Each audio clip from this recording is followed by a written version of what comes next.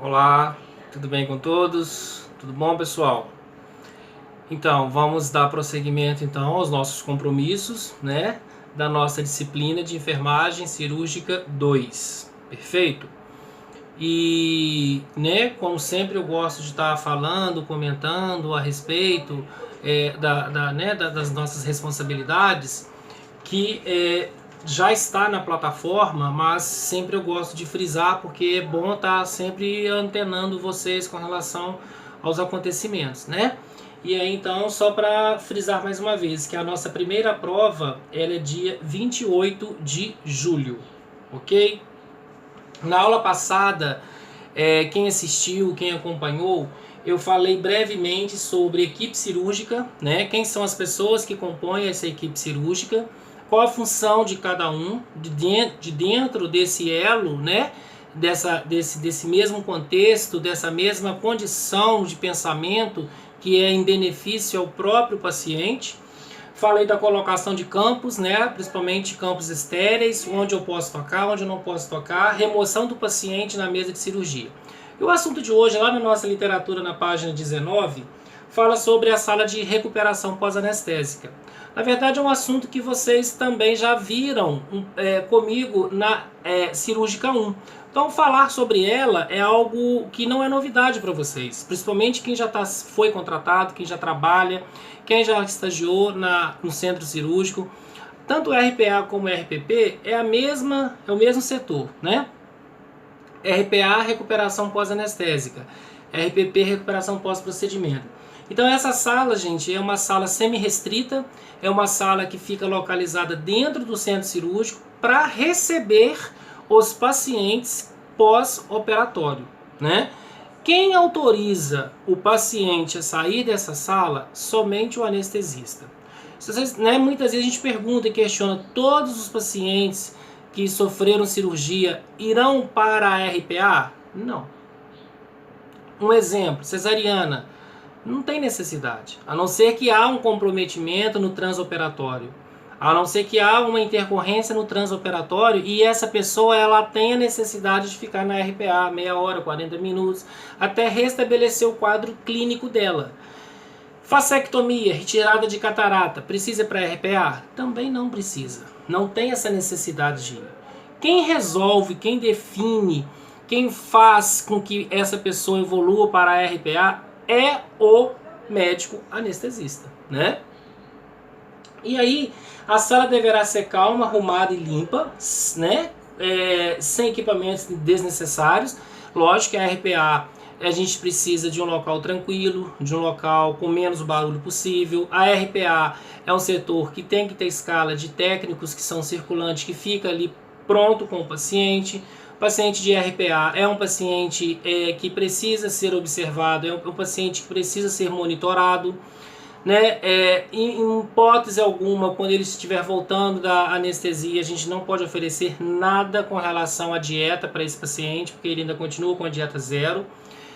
Em algumas ocasiões, algumas necessidades, se for autorizado pelo cirurgião, aí sim, se ele pode virar de lado porque ele está queixando náuseas e vômito, esse paciente deve ficar com as grades elevadas, esse paciente deve ficar aquecido na RPA, um cobertor, 2 cobertores, pode sofrer uma hipotermia, pode ter sofrido um choque hipovolêmico, perda de volume, ele está parado, né? Ou seja, é um paciente semi-intensivo, porque ele não pode fugir os nossos olhos dele. Os nossos olhos não podem fugir deles. Então, nunca deixaremos um paciente da RPA sozinho no setor, né? Então, o paciente, o técnico de enfermagem que trabalha na RPA é um profissional que fica com o paciente pouquíssimas horas, pouquíssimos minutos, por exemplo, 40 minutos, 50 minutos, né? Às vezes 1 hora, 2 horas, e ele é liberado pelo anestesista, né? É um setor que você não fica com o paciente, a não ser que ele faça ali uma complicação mais séria, uma embolia, uma parada, um choque, né? Qualquer outro tipo de comprometimento fazendo com que ele volte para a mesa cirúrgica ou que ele evolua para o tubo, para uma UTI e assim sucessivamente. Caso contrário, quem é técnico circulante de sala que trabalha na escala do mês na RPA, é um profissional que vai ficar provisoriamente com o paciente ali sendo assistido por ele. Jamais, jamais, pessoal, nós podemos deixar este paciente sozinho na RPA, né? Os equipamentos de monitorização promovem uma avaliação detalhada e instantânea das condições do paciente. Mesmo quando ele sai do bloco cirúrgico, ele vai ser monitorado pelo oxímetro de pulso, pelo monitor cardíaco, né? Às vezes é necessário colocar 2 litros, 3 litros de O2 para ele. Uma condição que eu falei, elevação de grade do leito, né? Essa RPA ela tem que ter uma estrutura totalmente ampliada, que vai beneficiar o paciente naquilo que ele precisa. Tem carrinho de parada, tem ambu, tem desfibrilador, tem medicações, né? Tem uma bancada com vários tipos de soro que precisa ser colocado. O paciente está ali 9x6, 8x5, 7x4, 6x2, e aí vai só diminuindo a PA. Então eu tenho que ter um controle disso daí. Além de tudo, ele, como eu falei, não pode ficar sozinho, né? Outra questão, anotar toda a evolução do paciente que está na RPA. Isso é importantíssimo, porque aquela evolução do paciente, por exemplo, eu evoluí o meu paciente ali na RPA, aquela evolução ela vai subir com o paciente para o quarto, vai para ele para a UTI, porque lá o técnico vai ver o que aconteceu, vai acompanhar e vai dar sequência na evolução, né? Tanto manuscrito ou informatizado, né? Dependendo do hospital. A temperatura da sala deve estar entre 20 e 22 graus, né? Então é uma condição da gente estar protegendo, né? Cobrindo, aquecendo esse paciente, porque ele pode sofrer uma hipotermia, e é uma condição que a gente tem que ter como cuidado de enfermagem, manter esse paciente aquecido, né? Evitar que ele fale o mínimo possível, né? Para ele não poder conversar. Eu posso colher dados, eu posso fazer uma breve anamnese para realmente identificar, para saber se ele está lúcido, orientado no tempo e no espaço, né? Bom dia, boa tarde, né? O senhor sabe onde o senhor está, o senhor sabe o que aconteceu com o senhor, mexe a perna para mim, aperta minha mão, para eu saber se ele está atendendo os meus comandos de enfermagem, para eu saber se ele está tendo reflexos motores, e para eu saber se ele tem condições ou não junto com a equipe da anestesia. Porque na verdade isso é um acompanhamento junto com a enfermagem. Como eu falei, quem vai definir quando ele for sair da RPA é o anestesista. E aí, gente, falar do pós-operatório imediato, né? O pós-operatório imediato ele está anexo. Quando eu falo pós-operatório imediato, ele está ligado à RPA também. Por quê? O que seria, o que significa para nós da enfermagem quando eu falo pós-operatório imediato?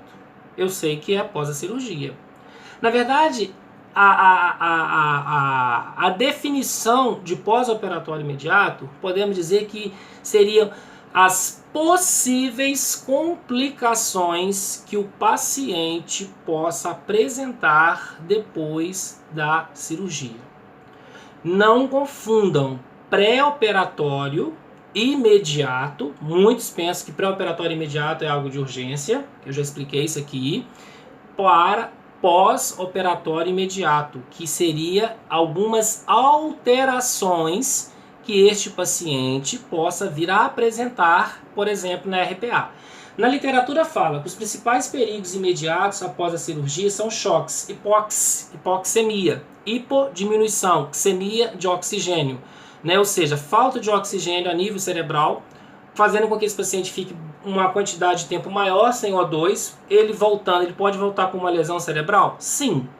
A literatura fala, pode ser evitado o choque pela administração oportuna de líquidos e de sangue via endovenosa. Quando, lá no pós-operatório imediato, que são as possíveis complicações que o paciente possa ter, lá na RPA ele possa fazer o quê? Uma hemorragia. A hemorragia é o exemplo de uma complicação no pós-operatório imediato. O choque é um exemplo de complicação no pós-operatório imediato. A hipóxia cerebral é um outro exemplo de complicação do pós-operatório imediato, que esse paciente ele estará onde, João? Na RPA, né? Por isso que eu busquei um gancho no outro.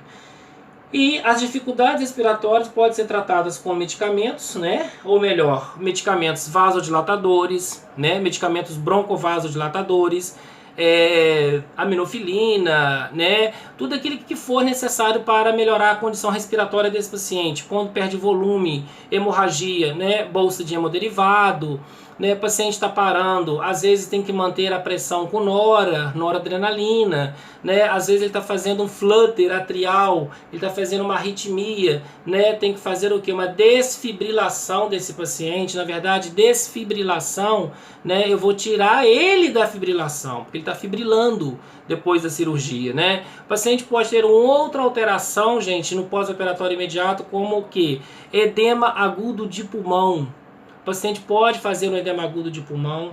O paciente ele pode fazer uma embolia pulmonar na RPA como complicação do pós-operatório imediato, que é um trombo qualquer que sai de uma artéria qualquer, uma poplítea, uma tibial, uma fibular, né? E se desprende, né? Infelizmente, e se aloja onde, João? Na artéria, o quê? Pulmonar, causando o que eu chamo de embolia pulmonar. Se esse trombo se desprende e vai para o cérebro, eu falo de AVE. Se esse trombo se desprende da poplítea, da tibial, da fibular ou da femoral, se desprende e vai para os ventrículos, por exemplo, eu falo de IAM, infarto agudo do miocárdio. Então, turma, essas seriam algumas das alterações importantes que este paciente pode apresentar, né, na RPA no pós-operatório imediato. E nós temos que prestar bastante atenção, como eu falei, não deixar esse paciente sozinho, estar sempre antenado às condições hemodinâmicas desse paciente. Esse paciente ele está em homeostase, como a gente já falou na última aula, na última matéria, equilíbrio consigo mesmo, né? Então, sempre tem que ter alguém junto com ele. Então, pós-operatório imediato, podemos dizer que seria algumas complicações que este paciente possa vir a ter, né? Durante o período que ele possa ficar, tanto ali na RPA ou em outro setor qualquer também, que ele pode complicar, tendo hemorragia, tendo um choque anafilático, né? Ele pode chocar, né? 0/0 de PA, ele pode fazer ali um edema, ele pode fazer qualquer outro tipo de alteração respiratória, né? E aí a gente vai dar prosseguimento para vocês acompanhar a nossa. Então, pessoal, esse paciente que pode apresentar algumas complicações no pós-operatório imediato, a enfermagem treinada, capacitada, competente, ela tem que ser ligeira, ela tem que ser, né, antenada a todas as situações que pode vir a acontecer. Se a gente for pensar que tudo isso deve e acontece, claro que não. Né? É uma situação que ninguém quer que aconteça e é uma situação que ninguém espere que aconteça. Mas se eventualmente um paciente sofreu um choque anafilático, um choque cardiogênico, uma parada cardíaca, uma parada respiratória, né? Uma hipoxemia cerebral, um edema agudo de pulmão, né? Por exemplo, aí, uma atelectasia pulmonar, que é o colapamento dos alvéolos, né, e outros problemas como a embolia pulmonar, que é uma outra alteração que pode evoluir para outras complicações respiratórias, ou um IAM, ou um AVE, porque na verdade são situações eventuais que, obviamente, ninguém soube, ninguém imaginaria que ia acontecer, né? Poderia ser com qualquer outra pessoa, né? A família aguardando a resposta do paciente, né? A cirurgia está demorando, o que está acontecendo? Muitas das vezes as pessoas interpretam que há algo de errado com o familiar. Na verdade, existe nada de algo de errado.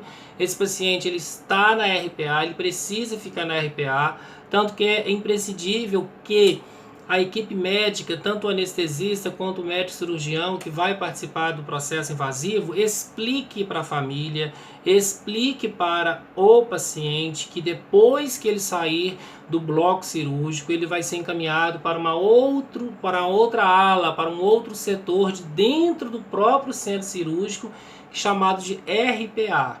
E isso vai demorar um pouco mais, né? Significa que ele não vai sair direto dali para o quarto, para casa ou para a UTI. Ele precisa ficar nessa sala, né, para que ele haja uma melhor recuperação pós-anestésica. Assim que o anestesista perceber que ele tem condições de ir para o setor ou para a UTI.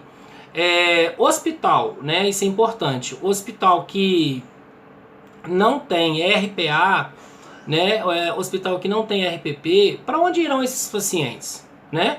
Para onde esses pacientes precisarão ficar se eu preciso do centro cirúrgico para continuar as outras cirurgias fazendo a limpeza concorrente? Uma UTI ou um CTI.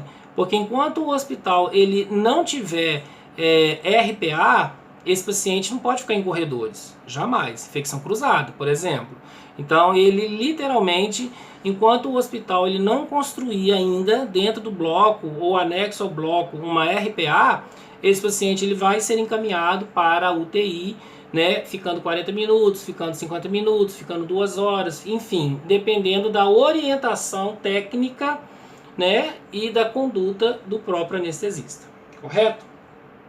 E aí, pessoal, falar na questão, né, como eu já falei, de hemorragias, de intercorrências, desconfortos, né, falar um pouco sobre retenção urinária, que é um dos grandes problemas que pode acontecer no pós-operatório, né? É uma intercorrência, não deixa de ser. Lá na literatura, na página 21, a gente fala claramente, a literatura fala claramente, sobre essa questão da retenção urinária. Reter a urina, perdão. Incontinência, né, é quando o paciente ele não consegue segurar a diurese. Continência é quando o paciente consegue segurar a diurese, né? No caso aqui da nossa literatura, nós estamos falando de continência urinária, retenção de urina. E grande parcela dos pacientes pós-operatórios é o quê? É a perda do esfíncter urinário causado pela reação espiramidal de uma medicação anestésica que bloqueia, certo? Preste atenção, que bloqueia os impulsos elétricos e nervosos a produzirem os esfíncteres urinários para aquele ou aquela paciente urinar. E com isso ele vai ter o quê? Uma retenção urinária. Professor, o que a gente faz? Então, quando ele ainda não percebe, ele não percebe que ele tem retenção, ele no quarto que ele vai querer urinar, ele vai desenvolver o que nós chamamos talvez de bexigoma, distensão abdominal. Né? Os primeiros cuidados que a gente tem que ter com esse paciente é evitar procedimento invasivo para evitar infecção e contaminação. Então, turma, banhos, por exemplo, deixar o paciente, quando houver condições para isso, deixar ele na cadeira, sentado e abrir o chuveiro, abrir a torneira da pia lá do banheiro. Ou, quando isso não é possível, colocar a comadre, colocar o periquito, encostar a porta, se for enfermaria, colocar biombos para não expor o paciente tem que manter a privacidade dele, para que ele veja se consegue eliminar a diurese espontaneamente, porque ele está retendo ela devido ao efeito anestésico ainda. Quando tudo que foi feito não invasivamente deu sucesso, aí sim o enfermeiro é comunicado, né, passa para ele a situação, preparar o material de cateterização, material para cateterismo vesical de alívio, né, a sonda de Foley, né, a xilocaína, gel, luva estéreo, porque o procedimento ele tem que ser estéreo, polvidine degermante, ou às vezes, né, que é um germicida, bactericida, também cloroxidina não alcoólica, soro fisiológico, tudo o que é necessário para passar uma sonda vesical de alívio, para aliviar esse paciente. Muitas das vezes o paciente que fica 2 dias com sonda, o organismo também acostuma e ele não quer fazer a diurese. Ele tem que sair daquela sonda, ele não pode ficar com aquela sonda, ele nasceu com sonda. Então a gente faz de tudo antes do procedimento não ser invasivo, para ver se ele consegue eliminar a sua diurese. Existem outras condições, pessoal, sem ser a retenção da urina, que causa esse problema dele não conseguir eliminar a diurese. Infecção urinária, ITU, infecção do trato urinário. É um problema sério, né? A má higienização da genitália, a má higienização, né, das mulheres quanto dos homens, a não troca de fraldas. Às vezes, o pessoal da enfermagem, né, a gente não pode rotular, a gente não pode... dedos da mão não são iguais, deixar o paciente várias horas urinado naquela fralda. O tropismo, o preferencial do fungo, da bactéria, principalmente do fungo, assim falando, dentro da microbiologia, é a área úmida. Então, além de infecção urinária pelo fungo, ela pode ter corrimento, porque a vagina é exposta. O homem ainda tem a pele que protege o pênis, a mulher já não tem essa pele. Então, quanto mais tempo a minha paciente ficar com aquela fralda urinada, é mais porta de entrada de infecção, né? Então, nós todos da enfermagem, tenhamos que ter essa sensibilidade de estar averiguando, verificando se a minha paciente pós-operatória ela não está urinada, se ela não está com a encharcada, né? Porque é uma porta de entrada. E essa infecção urinária, ela pode causar o que nós chamamos de disúria, né? A paciente tenta urinar, ela vai urinar, mas vem aquela ardência no canal da urina, da uretra. Ela, na ideia dela, parece que ela está eliminando uma grande quantidade de urina e pequenas gotas de urina que queima o canal da diurese, queima o canal da uretra, desculpe. E isso daí é sinais e sintomas de infecção de urina. Porque a enfermagem, muitas das vezes, a gente não pode rotular, mas não troca o paciente. Esquece de trocar o paciente. E é porta de entrada. Igual está falando na literatura. Ainda que a retenção possa acompanhar qualquer operação, ela ocorre mais frequentemente após as cirurgias, tanto de reto, ânus, vagina, herniorrafias, que são áreas sensíveis, podemos dizer, são áreas particulares de uma privacidade enorme de um paciente, que ele fica retraído em tentar evoluir para uma diurese espontânea. E isso está relacionado ao que, gente? Ao psiquismo dele, né? Porque mexeu no reto, mexeu na vagina, fez lá uma perineorrafia, fez uma colporrafia, né? Fez lá uma cirurgia de fístula anal. Então, psicologicamente, travou.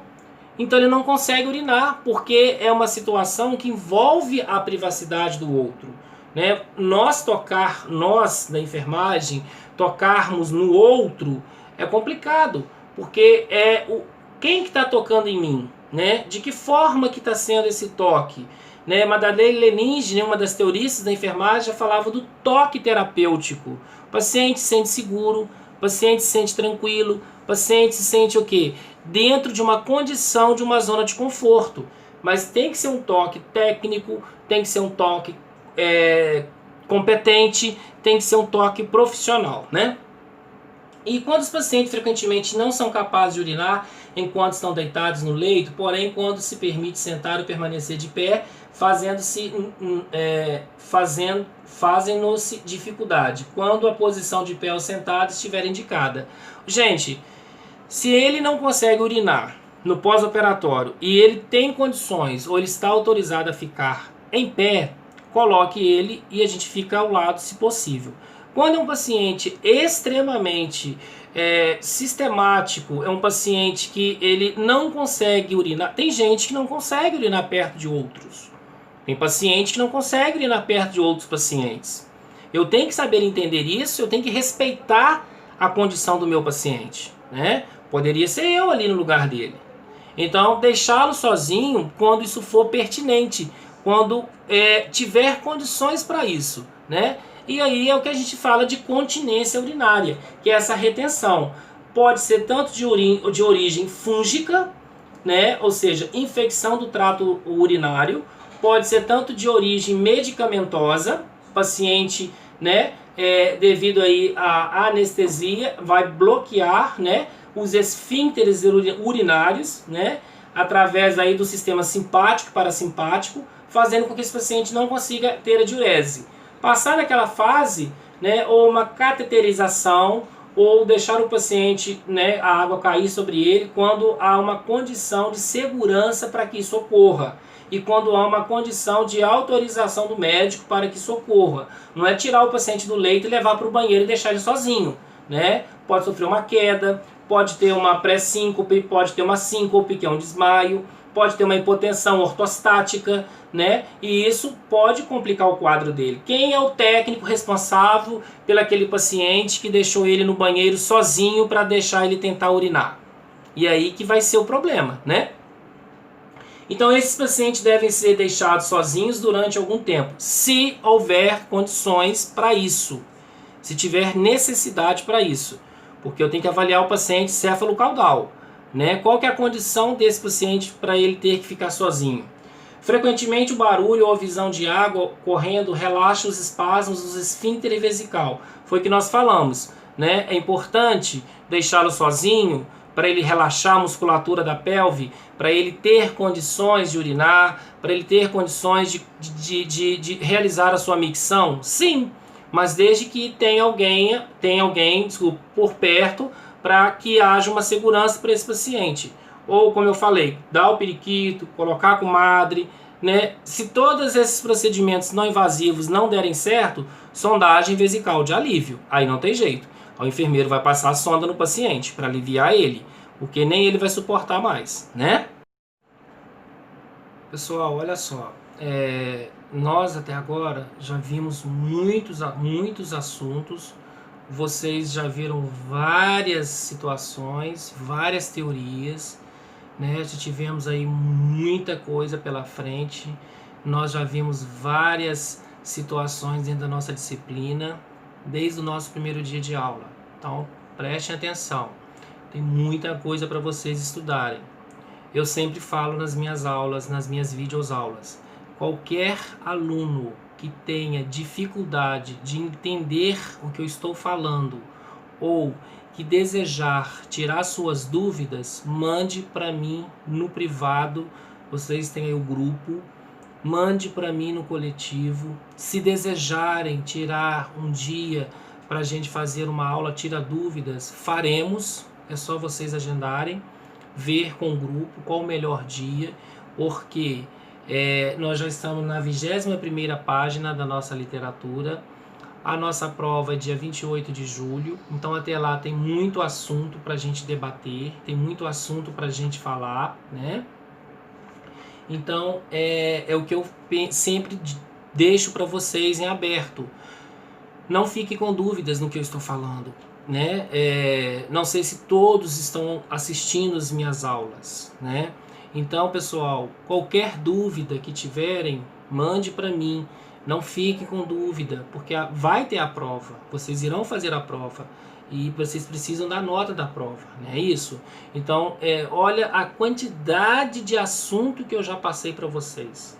A quantidade de elementos importantes da nossa disciplina que eu já passei para vocês, né? Então, não deixe para a última hora. Qualquer dúvida que estiverem, mande para mim, né? Se desejarem uma aula, tirar dúvida, vamos fazer sim. É só marcar com o grupo um momento que todos possam estar presentes para a gente tirar as dúvidas e vocês não ficarem com as dúvidas, porque vai ter o dia da nossa prova e eu não vou poder responder, né? Porque é prova, certo? Combinado? Virando a apostila de vocês, desculpa, lá na página 22, mudando de assunto, né? Falando um pouco de retenção urinária, pós-operatório imediato, RPA, recuperação pós-anestésica, né?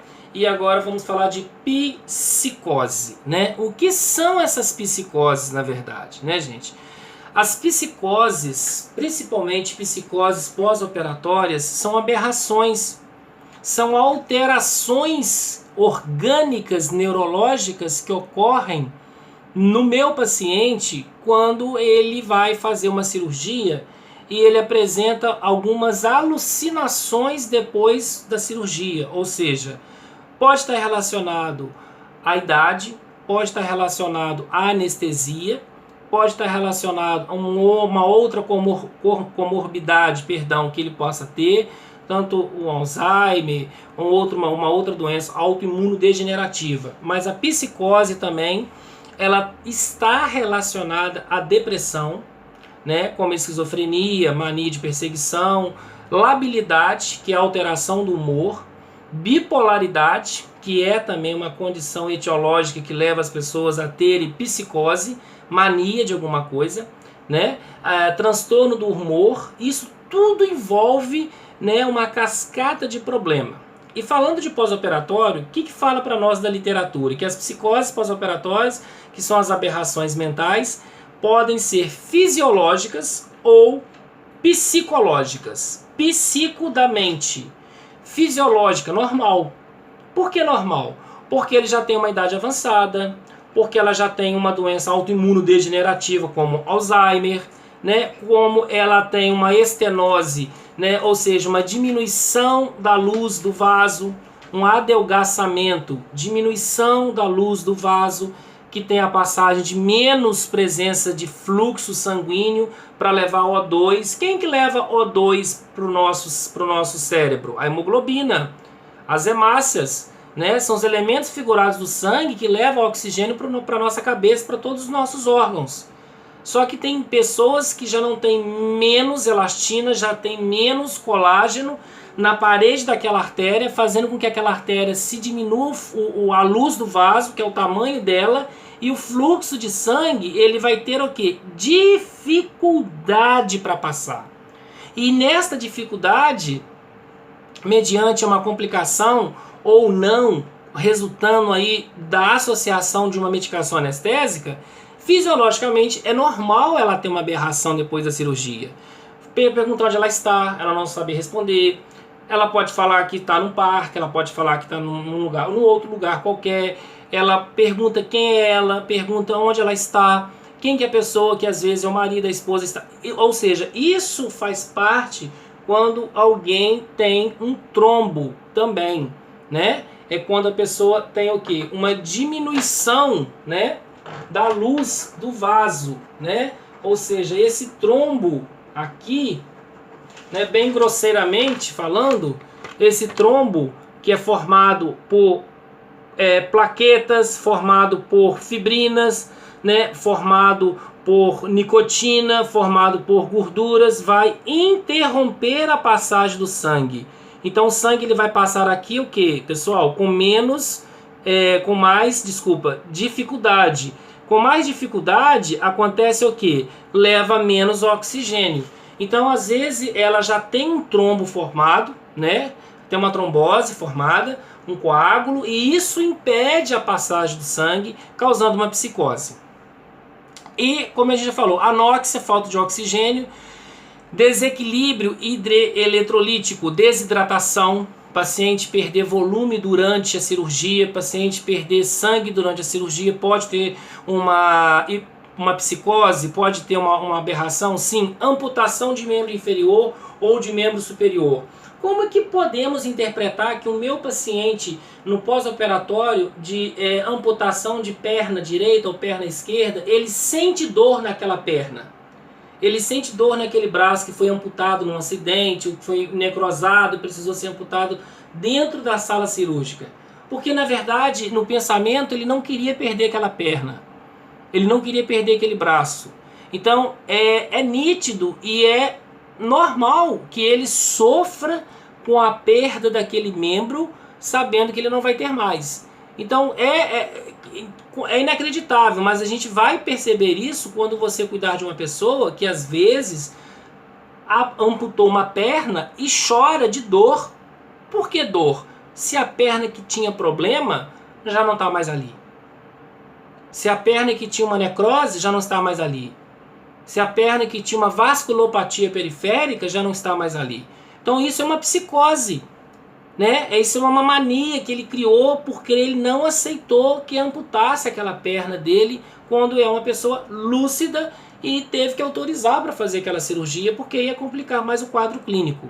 Fatores emocionais, medo, desorientação, né? Como eu falei, depressão, ansiedade, né? Às vezes algumas pessoas, a anestesia ela tem um curso maior de demora para fazer efeito, para fazer uma analgesia no paciente, porque eu tenho um aumento maior de adrenalina no meu organismo, né? E isso é causado aí por uma ansiedade, isso é causado por um medo, né? Eu preciso da serotonina, que é o hormônio do prazer, que a diminuição de serotonina é um dos problemas de depressão, que medicamentos ricos em serotonina liberam mais a serotonina para que a gente diminua a depressão. Mas a ansiedade, ela faz com que haja bloqueio da absorção do medicamento anestésico para esse paciente fazer uma analgesia mais tranquila. E quando ele volta, por exemplo, um pouco agressivo, um pouco ogro, um pouco ríspido, devido ao que? Esse momento único que só ele sabe, só ele entende, que é a sua ansiedade, que é o seu medo, que é a sua insegurança de não querer operar, de ter medo do que vai acontecer daqui para frente, depois da cirurgia, né? E nós, na enfermagem, claro, temos que estar sempre do lado desse paciente, principalmente apoiando e dando apoio psicológico. Falando ainda, gente, de psicose, né, que são aí as aberrações, né, os comprometimentos neurológicos, lá na literatura fala que os pacientes idosos portadores de aterosclerose, né, a gente tem aí o problema da presença de trombos, como eu falei, né, a arteriosclerose é a diminuição da luz do vaso, estenose, adelgaçamento, e a aterosclerose é a presença de trombo, de gordura, né, impedindo a passagem do sangue. São particularmente susceptíveis aos distúrbios psicológicos. Por que isso daí, João? Porque se eu tenho um trombo, que é uma barreira que impede a passagem do sangue para levar o oxigênio para o cérebro, eu vou ter uma desorientação. Por que muitos usam, um exemplo, tá? Eu só estou dando um exemplo. Por que muitos usam extrato de ginkgo biloba, que é um medicamento fitoterápico natural? Porque além de ele ser um vasodilatador, que é importante para dilatar a parede das artérias, ele melhora, por exemplo, o equilíbrio, ele melhora as vertigens, ele melhora a concentração, fazendo com que as pessoas fiquem mais antenadas às coisas do dia a dia. Claro que mesmo sendo uma medicação fitoterápica, ela tem que ser prescrita por um médico, correto? E falar, gente, de desconfortos pós-operatórios, né, que é um outro assunto importante para nós também, ok? Ocorre em muitos pacientes pós-operatórios, resultando no acúmulo de fluido de alimento no estômago, regurgitação, vômito. Mas por que regurgitar se ele foi para o pronto-socorro, do pronto-socorro ele foi para o centro cirúrgico? Nesse caso, eu chamo de cirurgias de urgências e emergências. Passou mal, sofreu uma queda da própria altura, fraturou algum membro, precisou fazer uma cirurgia de emergência. Ele vai ficar com uma sonda nasogástrica para aspirar, para drenar, melhor dizendo, os fluidos alimentares que está presente na mucosa gástrica. Isso aí é para evitar que ele bronquiaspire, para evitar que ele regurgite, para evitar que ele tenha uma complicação como uma pneumonia aspirativa, né? Como assim dizendo, ele pode desenvolver uma pneumonia por aspiração. Pode ocorrer como resultado de distensão abdominal que acompanha a manipulação dos órgãos abdominais. Pós-operatório, né? Assim falando também. Ele pode comer tudo? Não. Ele pode alimentar tudo? Não. Aqui citando o pós-operatório como alimento no estômago, a dieta dele tem que ser realizada conforme a prescrição médica. Que horas que vai liberar a dieta desse paciente? Para ele começar a alimentar, para ele evitar náuseas, para ele evitar vômito, alimentos gasificantes, alimentos ricos em fibras, né? E assim sucessivamente. O que é bom, o que pode, o que não pode para esse paciente alimentar, para que ele não tenha flatos, que é flatulência, para que ele não tenha constipação intestinal, que é endurecimento das fezes, para que ele não tenha náuseas e vômitos, que é um comprometimento sério, né? Então isso tudo tem que ser revisto com calma, com a enfermagem, para a gente saber o que eu posso e o que eu não posso dar para o meu paciente depois da cirurgia, né? Provável ocorrer quando o paciente acredita antes da cirurgia que irá vomitar. Isso aí é uma questão pessoal, é uma questão psicológica de cada um, né? Varia de paciente para paciente. Está preocupado, está ansioso, acha que vai regurgitar, acha que vai vomitar, né? Então, tem um antiemético prescrito, o SOS, seja um Plasil, seja um Dramin, né? Seja um Bromoprida, o que for de Gezan, a gente vai fazer se for o caso, né? Para não ter esses problemas indesejáveis com esses pacientes quando colocam na cabeça e cismam que realmente irão vomitar. E dependendo da situação, pode até sofrer vômito, porque é psicológico, está na mente, né? Aí que a gente lembra da psicose, né? São problemas psicossomáticos, né? Que que infelizmente às vezes a gente tem que respeitar essa condição do paciente. Pois bem, as medidas, no caso aí, né, de desconfortos pós-operatórios que eu falei para vocês, podem ser desde flatulências, que são gases, obstipação, constipação intestinal, que são endurecimento das fezes, né? Esses gases pode ser porque a própria pessoa ela está falando um pouco a mais do que deveria, porque não pode estar falando tanto, devido a alguns alimentos que ela está ingerindo por conta própria, e também porque não respeitou, né, a liberação da dieta. Pode ter náuseas, pode ter vômito, e isso é sério, né? Esse paciente ou essa paciente só pode alimentar, só pode realmente ingerir a sua dieta, mesmo assim, se for branda, se for leve, se for hipossódica, o que for, quando o médico, né, no caso aí, autorizar. Falar de medidas preventivas, lá na nossa literatura, que nas cirurgias do trato gastrointestinal introduzir, né, antes da operação, uma sonda nasogástrica para prevenir a distensão abdominal que desencadeia o vômito. Principalmente porque é uma área que as pessoas tendem, depois do pós-operatório, principalmente a falar. Quando eu falo bastante, qual que é a minha tendência? A deglutir ar, né? E esse ar que eu estou deglutindo, eu posso depois ter uma necessidade tanto de eructar, que é vulgarmente chamando de arroto, ou até vomitar, né? Então é importante que, igual fala, na cirurgia do trato gastrointestinal, introduzir antes da cirurgia uma sonda nasogástrica para prevenir a distensão. Por quê? Esse paciente, ele pode acontecer, não é regra, preste atenção, esse paciente pode acontecer de, literalmente, ele estar voltando da cirurgia durante a cirurgia. E aí ele pode introduzir um pouco de ar também. Determinar se o paciente é sensível à morfina, né, Demerol, que é a niperidina, que é um medicamento antihipertensivo, pois essa substância pode provocar vômito.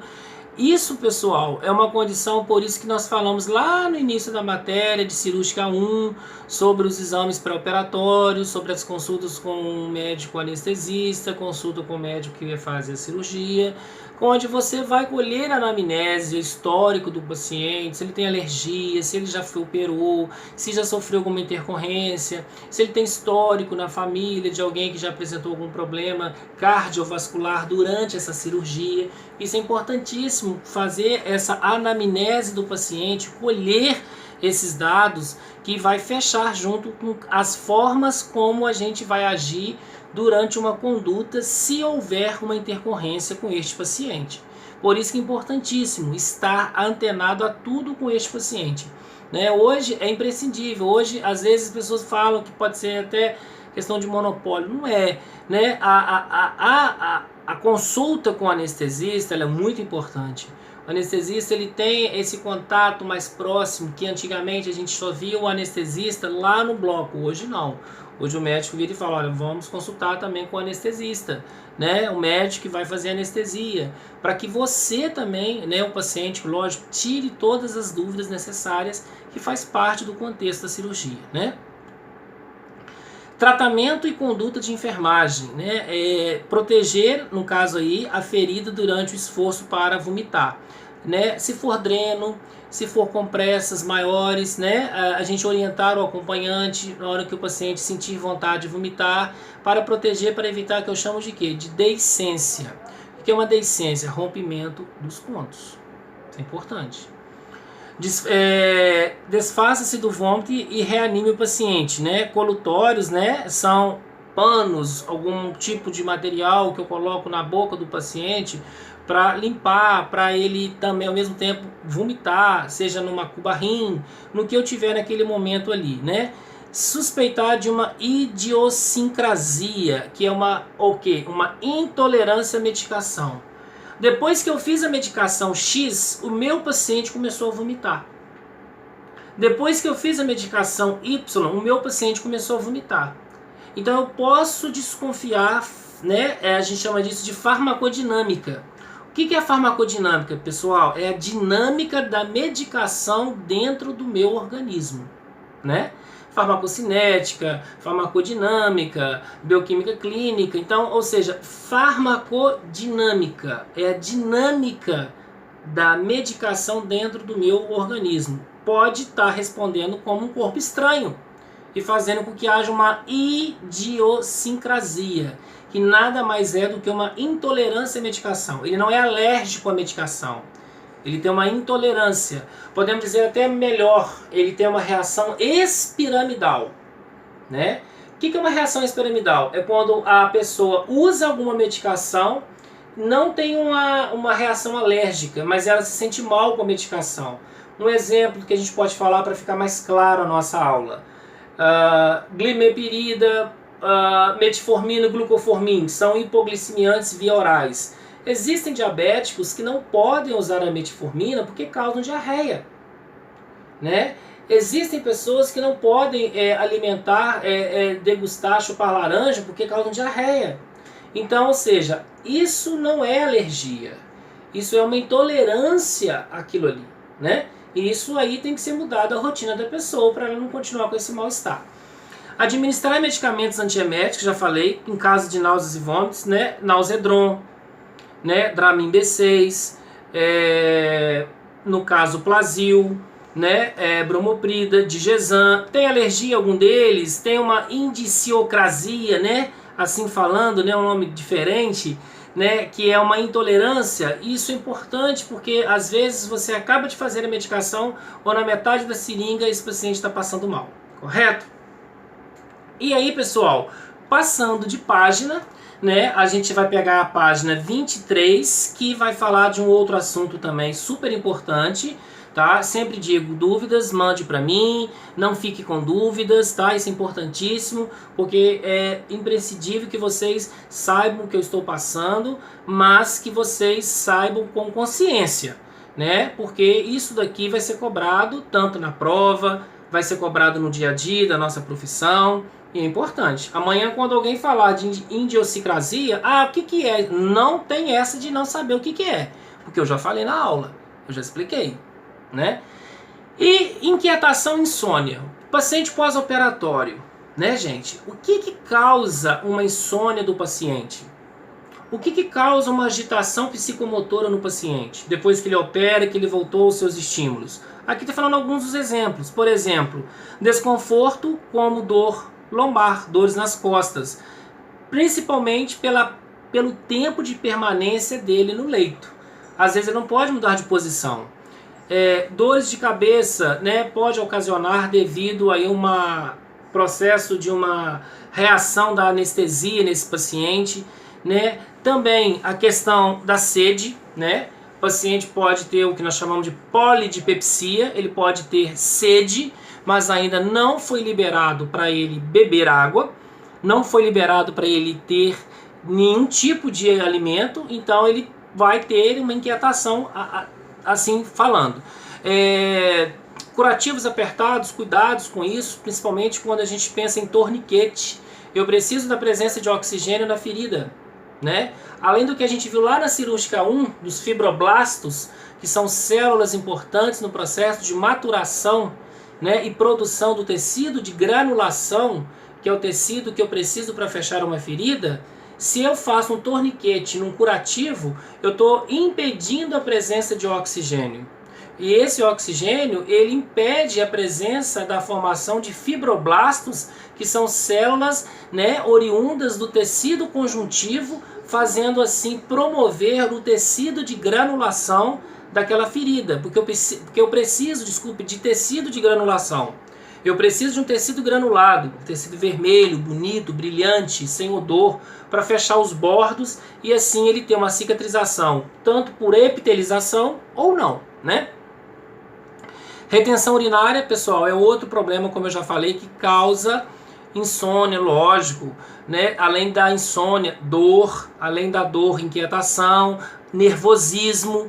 Então, paciente pós-operatório, já dei a definição, já expliquei para vocês a questão da insônia.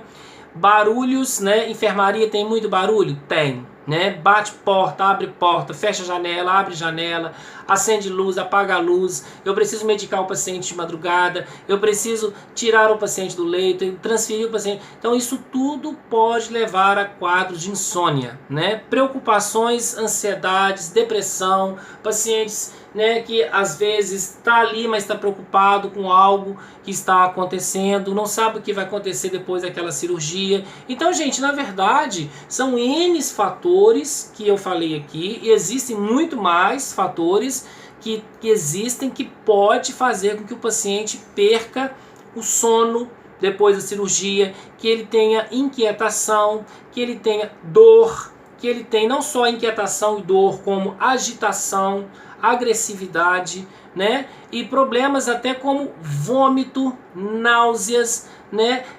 Febre, pode ter febre também, né? Pode ser talvez o início de um choque pirogênico. Pirogenia, né, vem de micro-organismos, vem de bactérias, vem de fungos e assim por diante, correto? E essas seriam algumas das, no caso aí das inquietações, alguns dos fatores que podem desencadear o paciente a ter a insônia, a inquietação, além do que está na literatura, foi o que eu complementei para vocês, perfeito? Gente, e na conduta de enfermagem, para esse tipo de problemas, né, trocar os curativos todos os dias, né, todos os plantões, principalmente se for prescrito de 6 em 6 horas, de 12 em 12 horas, utilizar medidas, né, para desencadear a micção quando ele tem retenção urinária, já falamos sobre isso, sobre a questão da diurese dele,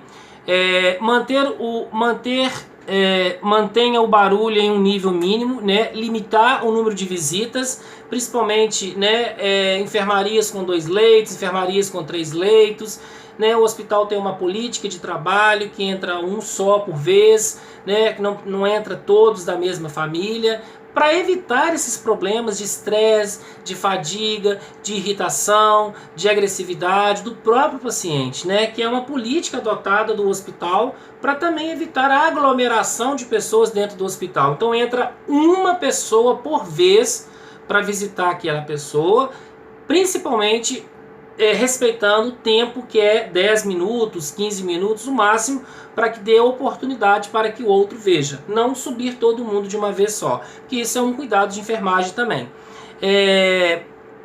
Oferecer sedativos hipnóticos, principalmente, gente, caso necessário. Caso de agitação, caso de insônia, fazer um relaxante muscular, fazer um hipnótico, um sedativo, né, um ansiolítico, né, seja via oral, seja injetável, sob prescrição médica SOS, para tranquilizar este paciente quando ele apresenta algum fator que pode desencadear tanto inquietação, quanto insônia, medo e assim por diante, ok? Bom, vamos encerrar por aqui a nossa aula. Eu vou postar uma atividade para nota, para vocês entregarem. A turma de vocês é a turma H, né? Então, foi feito um protocolo pela direção pedagógica toda segunda-feira. Então, eu vou postar uma atividade para vocês para nota, para vocês entregarem na próxima semana. Um forte abraço a todos.